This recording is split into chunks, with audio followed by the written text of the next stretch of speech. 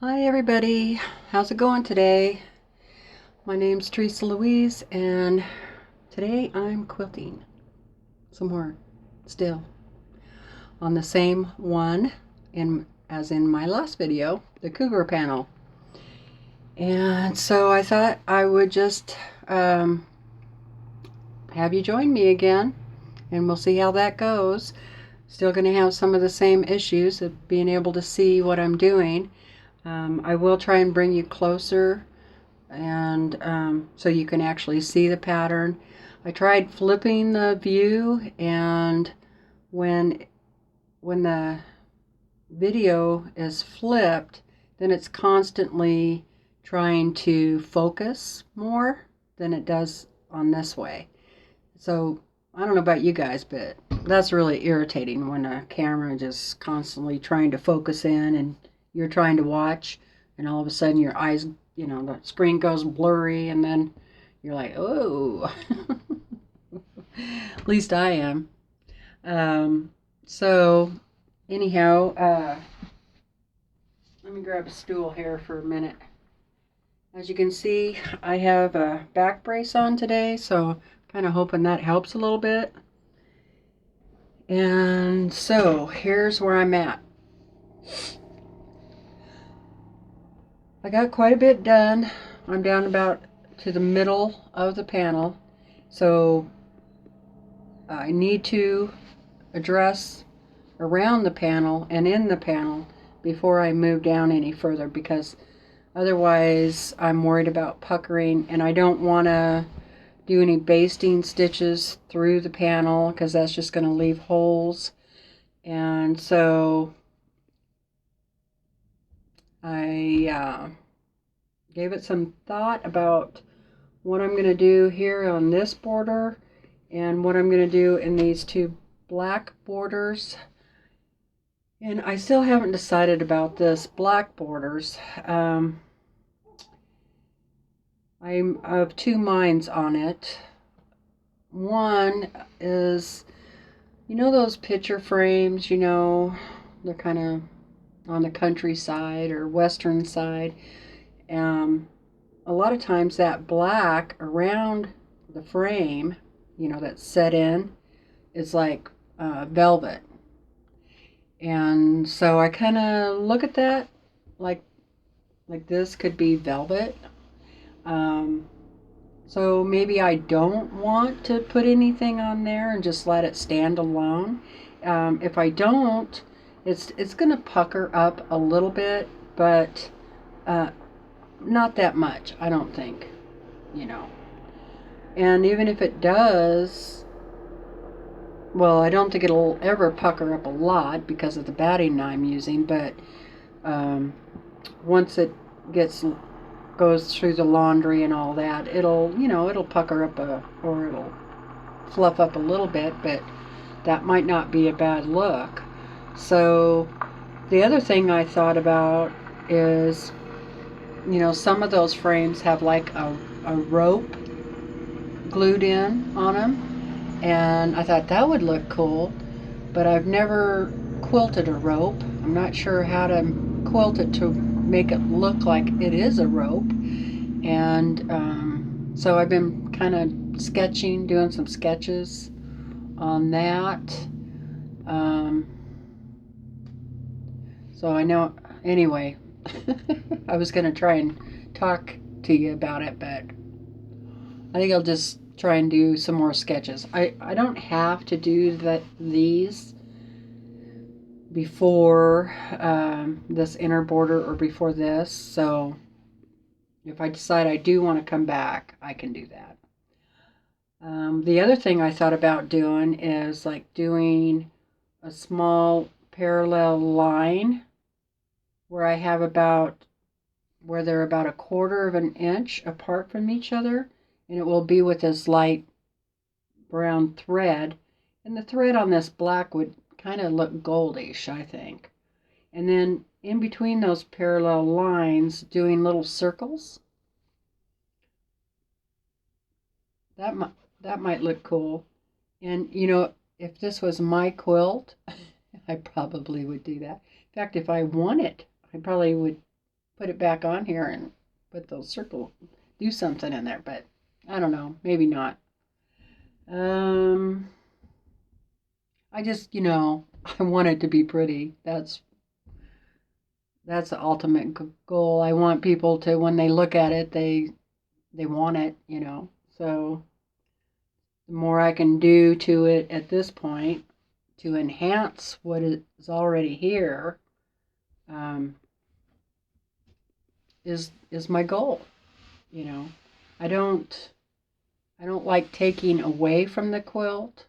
I want to enhance it and make the stitches almost appear as they're part of the fabric, if that makes sense.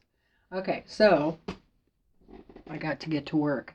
What I've done so far, I'm going to drink here. And when I'm working on a quilt, my cutting table is my workspace for all my stuff for my Longarm. And basically, I can't do anything else over there. Okay, so let me show you first what I did. A little bit of sketching out for like a rope thing, and don't laugh at me, okay? So doesn't really look like much of a rope at all. So maybe it would once you put the thread down. What I might do is get a piece of black fabric, scrap, do a quilt sandwich, and test it out first. That would be the thing to do. Because if I did that, put that much thread down in this black, oh my God, could you imagine if you didn't like it? And then you had to pick all that out? No thanks. And so the little circles in the line, in between the two lines, that's kind of like what I was trying to say. But I'm still thinking about that. So I have decided what's going in this middle one, and it's going to be something like this.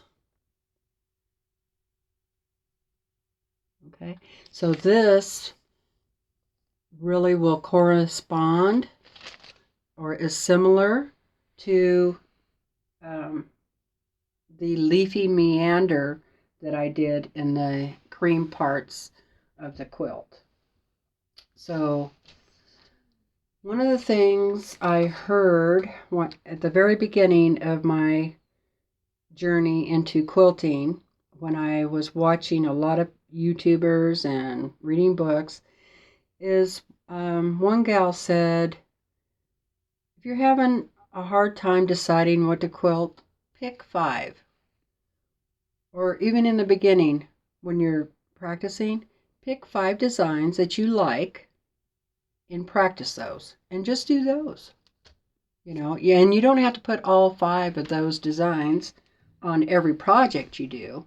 But if you get down, if you do a puzzle meander really good, that's one of your designs. You could have done that over here in this white part.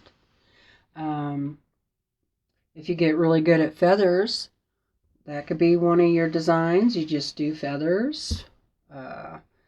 Or like ribbon candy, and I mean there's just all kinds. But pick 5 and really practice on those. And once you get those down, then pick another 5 that you're going to practice. But I'll tell you too, no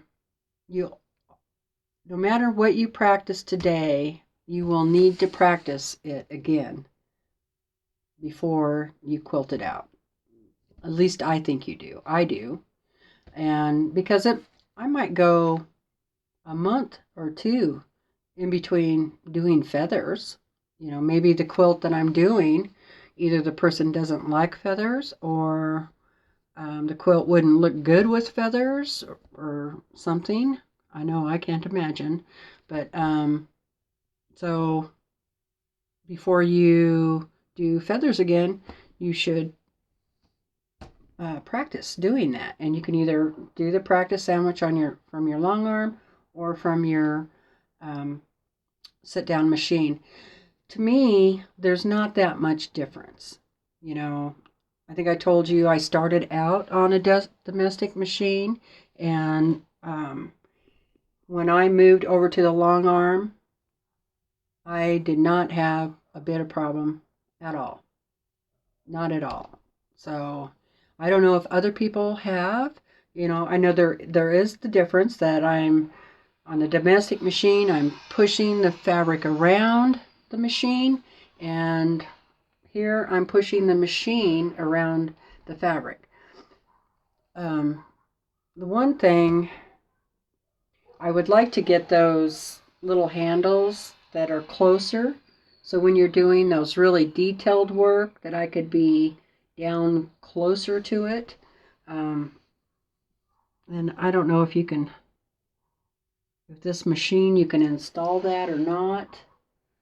Anyway, maybe I can find something that you can clamp on there and have handlebars here. But that would just be for something you would want to use when you're trying to do really super tiny little detail stuff. But all right, I need to get going. So what I've done is I used my chalk pencil, and I just did a very lightly put a line where I want this to be. Put this line, and I used my awesome little template that I used in the last video. And so this is one of those, this worked out great because for one thing, it's the same shape as my sunburst feather design. It's that same shape. So I'll have that being repeated. And I think that's what you, I didn't say it, but I think that's what you want, is to have some things either be repeated within the same quilt or be similar. I think that makes a really big difference. Like, okay, here's an idea. So, you know, I did the basket weave type deal inside of the starburst or sunburst. I did a basket weave there. Now, what if I repeated that and did a basket weave here, or even in here, did the basket weave in here? But I'm not going to do that because I've already decided what I'm going to do on this border. But you understand what I'm getting at. You could repeat that somewhere so it's cohesive. Yeah. All right. Let's get quilting.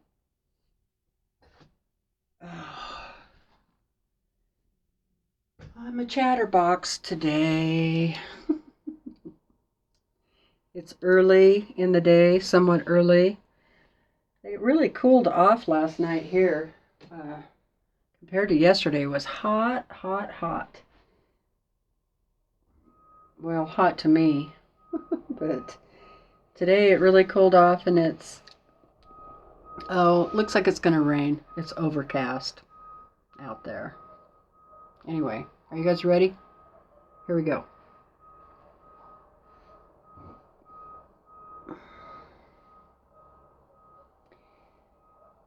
Sometimes I start out using my finger to remind my brain what it is I'm going to be doing, in what direction.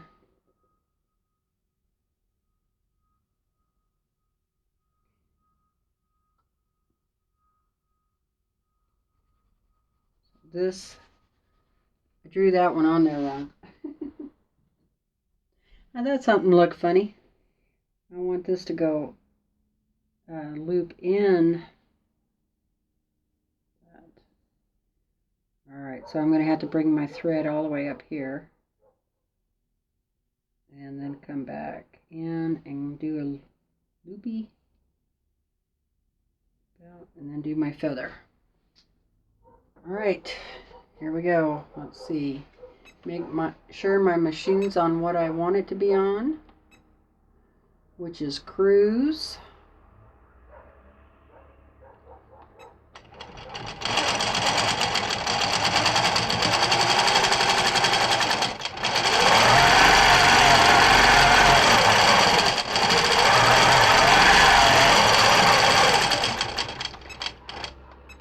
I'm going to stop right there so I can get rid of these. Yeah, some people bury those. I don't.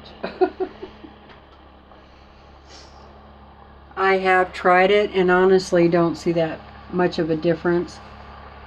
All right.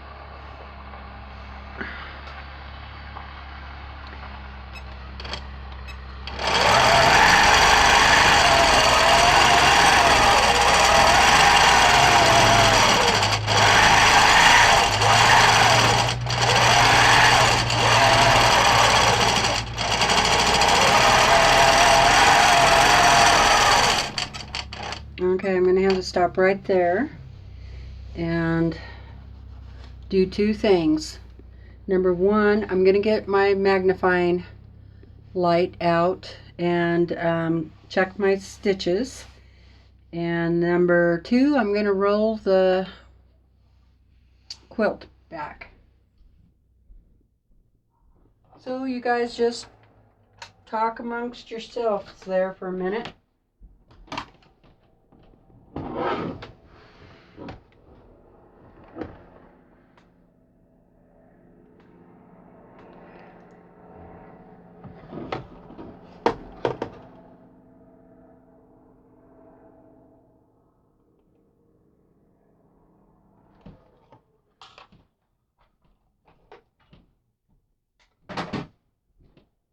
It looks all right.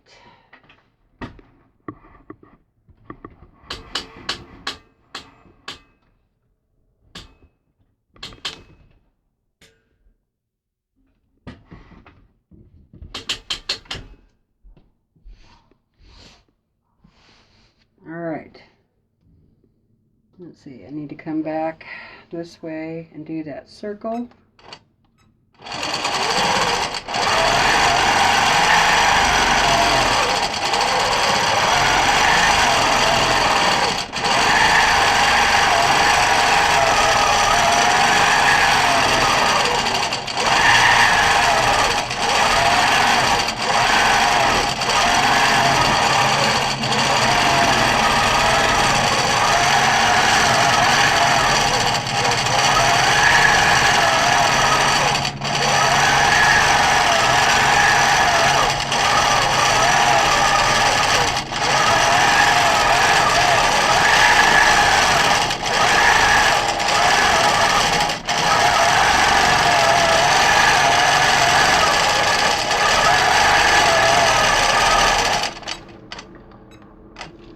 And I'm trying to stay about 1/4 of an inch away from either black border there.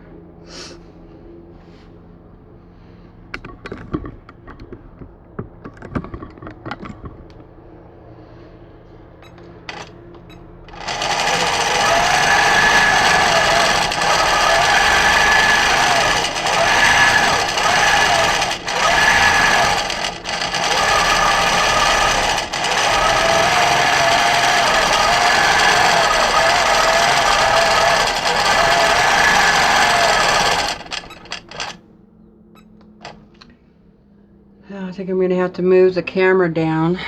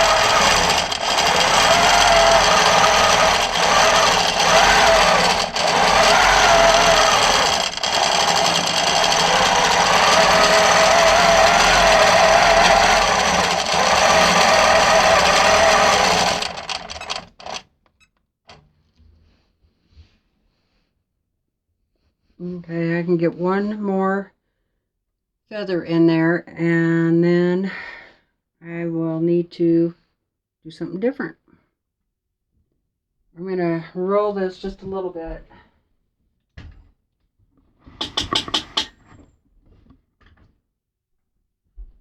Because I hate hitting the end of the machine. Makes a mess.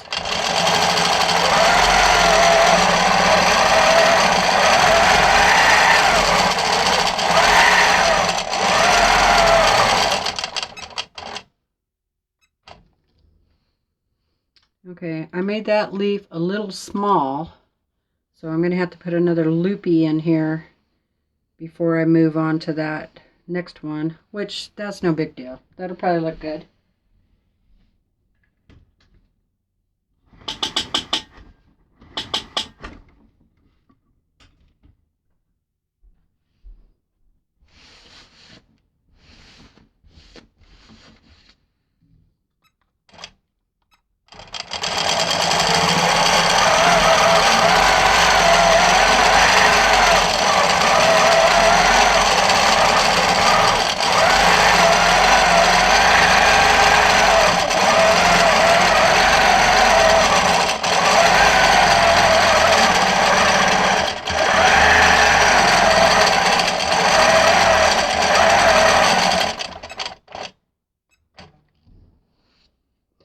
Okay, now I'm going to break thread.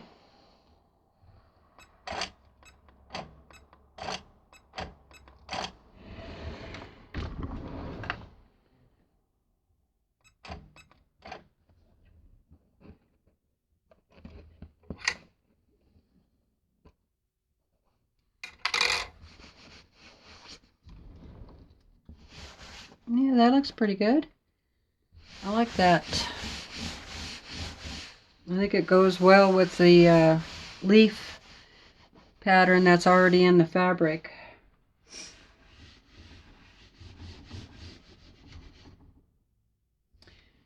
Alright, now the other thing I want to keep in mind is where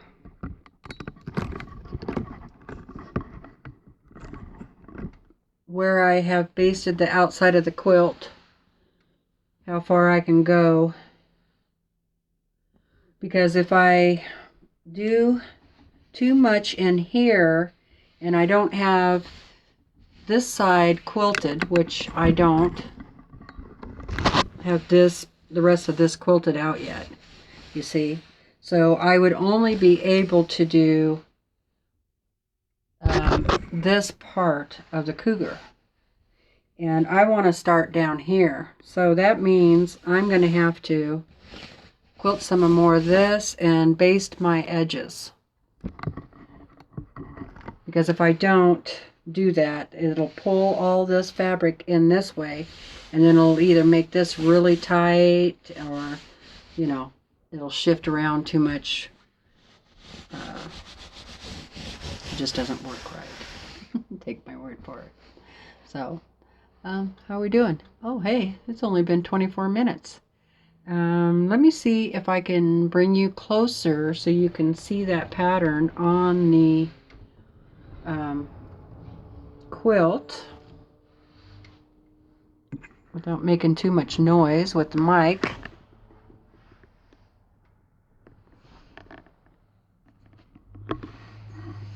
All right, let's see.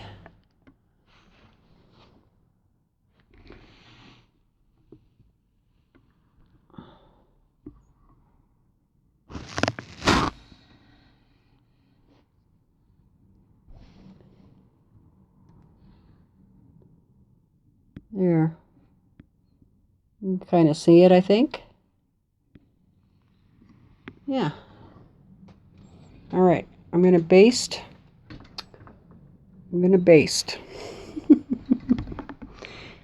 I just have to decide where I'm going to put you. Oh boy, that outside light is really bright, isn't it?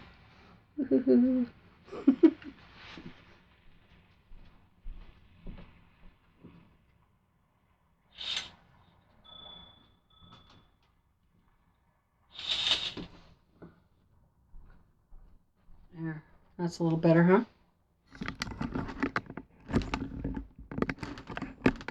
All right. Take that off of there. Move this down. And let's see.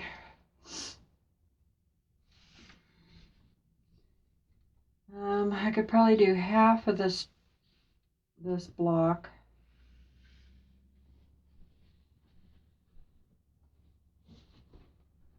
If I baste it too much and then I have to roll it back, and this is basted, then it tries to roll up underneath here. Then you get this great big bulge, and it really messes your fabric up if you have to do that too much. So let's see. I know I need to fix this. I didn't show you guys the design I did in here. It looks really cool. I'll have to show you that too.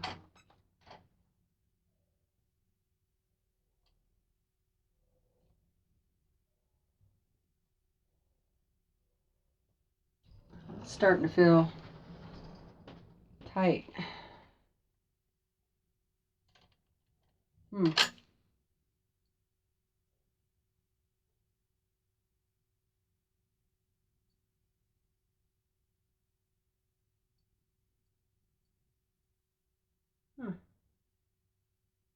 wonder if that's getting stuck back there. I better go check those stitches. That's one thing. When you bring your bobbin thread up from the bottom, always pull it a little bit and check the smoothness of it. Lots of little tricks of, what you can do to prevent problems. Now, if I would have just kept quilting, if I wouldn't have checked, that would have been way too tight. And yeah, I would have been able to tell from the top thread, that it was being pulled down too far, but I would have ended up having to pull out stitches. So every opportunity you get, you need to be checking. I just use this paintbrush, kind of bristly, not too hard, but not too soft. And my thread is getting down there far enough. I think I'll just go ahead and switch it out. I notice on this machine anyway, the closer the thread gets down on the bobbin, the more problems I have. For some reason, it's just like it's not wound right at the very beginning or something. I don't know. So if I can catch it before it even gets down, and I can actually feel the machine, and I can hear when the bobbin starts rocking a little bit more than normal, that means the thread is getting low. I wish these had a low bobbin indicator. That would be nice. When I do this, clean it out, I also look for any threads or fuzz that might be on the roller feet here, because that'll mess you up. And when you're doing custom work, you don't want any little surprises like that. I had a piece of thread wrap around one of the rollers once, and it took me forever to figure out what was going on. And why you get thread way back there is beyond me, but usually it's just fuzzies. And occasionally I take a look. Yeah, see, here's a piece of fuzz. That's a big one. That was down there. And if that gets on your roller and in your feet, that's going to cause a bump in your machine.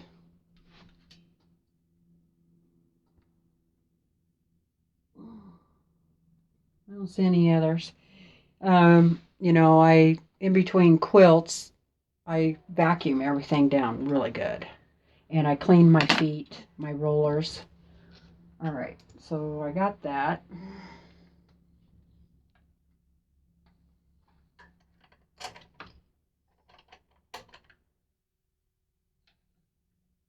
So I tried to record yesterday, but the camera turned off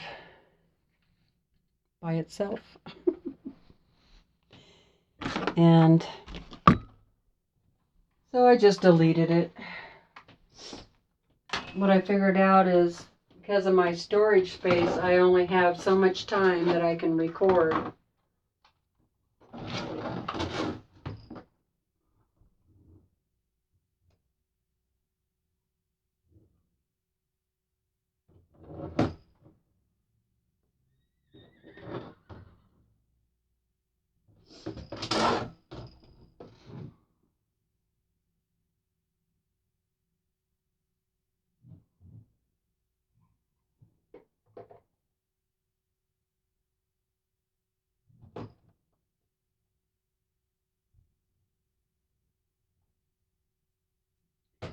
I'm just taking a minute to look at this thread.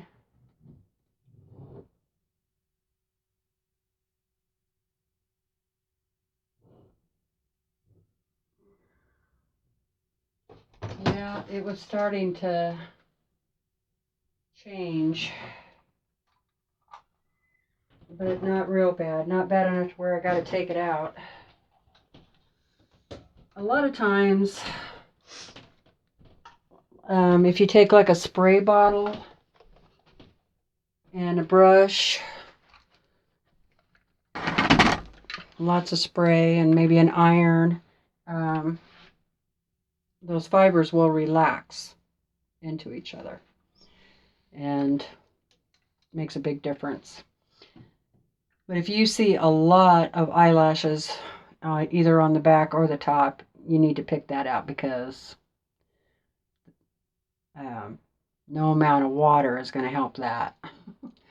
One of the famous quilters, Jamie Walden, I believe is his last name, he says to tighten it to where you can just barely see the bottom thread up on top. And then when you relax the quilt, the bobbin tension on the bottom relaxes, and it kind of pulls the fabric through, or the thread through.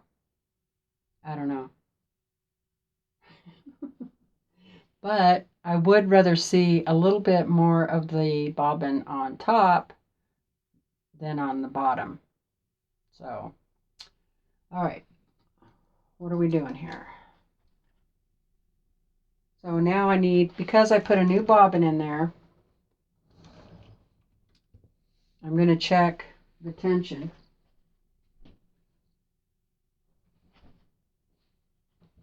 I'm just going to take my little scrap quilt sandwich and check her out. I know this seems like a pain and a waste of time, but it's not to me. I'd rather have the problem here and fix it than have the problem over there.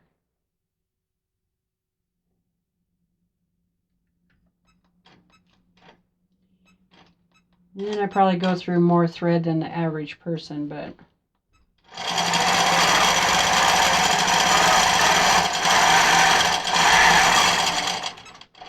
sometimes, you know, like that definitely looks like it's set right. So that wasn't that much thread.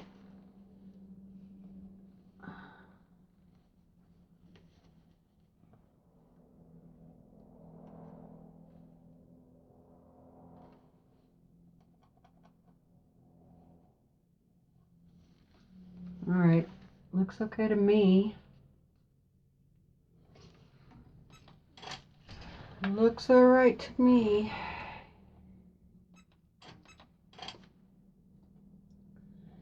So what have you guys been working on?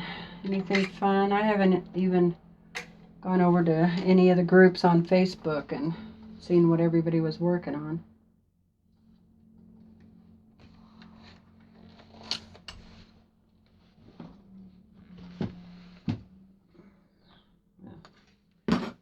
I'm just going to have to take that off because I've got to baste along here.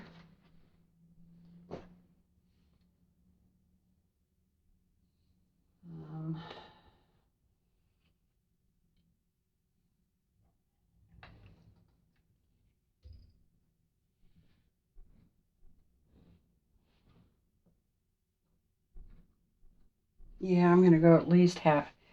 I only need a few more inches. I think I'm just going to do half of this block, Majestic Mountain. I'll do half of it.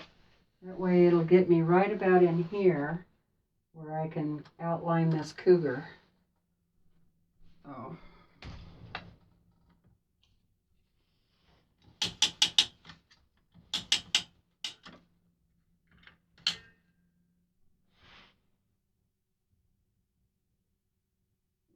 Just come a couple more inches. Or clicks. A couple more clicks.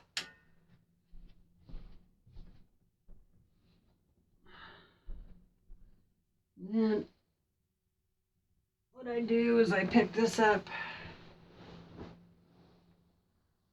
and I'm just feeling for any wrinkles in there.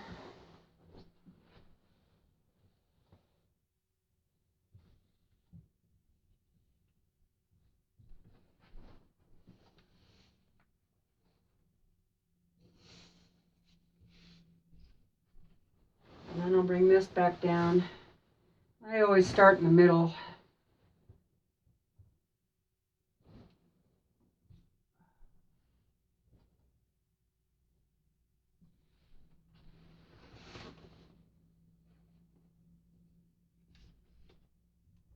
And then I got to measure.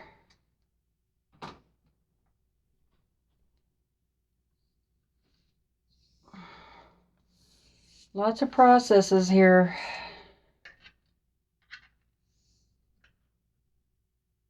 Let's see. I have to look. I don't remember what it was.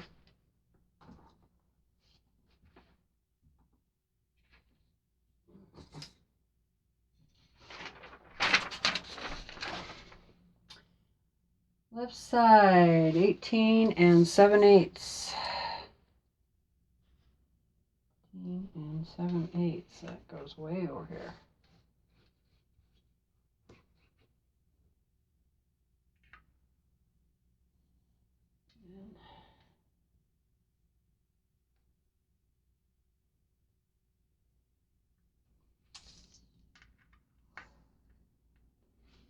Yesterday I left a pin that didn't need to be in there.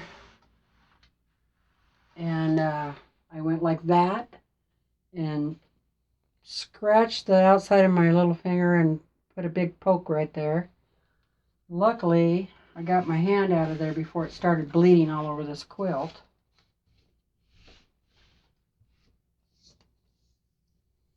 And I'm just going to check that next border was 23 5/8. 23 5/8. That looks good.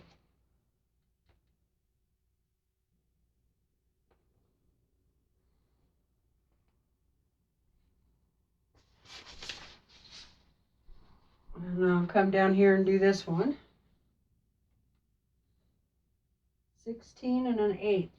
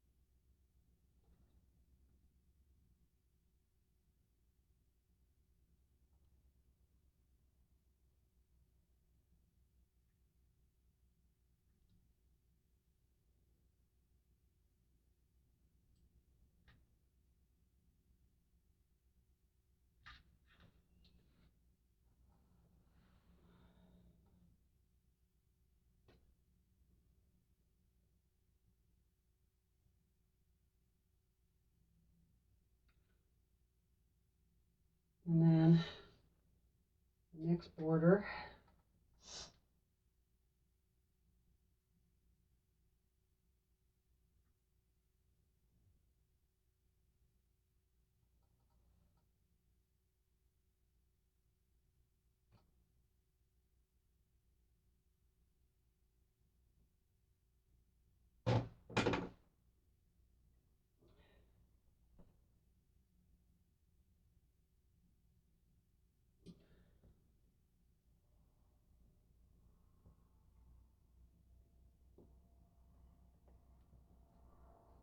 Okay.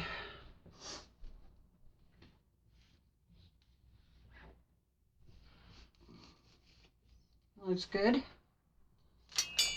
And so I'm gonna go ahead and let's see what time is. Yeah, I better stop, you guys. This is gonna quit. I need to turn the fan on more. All right. Well, thanks for joining me again. I appreciate it. And I'll try and do another video as soon as I can. So if you have any questions about what I'm doing, put them down below and I will try and get those answered as soon as I can. I will answer you. Might take me a few days, but I will answer you. I try to do that in the evening after dinner when I'm just, kicking back. It's kind of like answering emails. But I love hearing from you guys, and whatever I can do to help you learn how to quilt, because I know you can do it. If I can do it, you can do it. All right. Go have a good day and get out there and make something or quilt something. Go practice. That's it. Go practice. See you next time.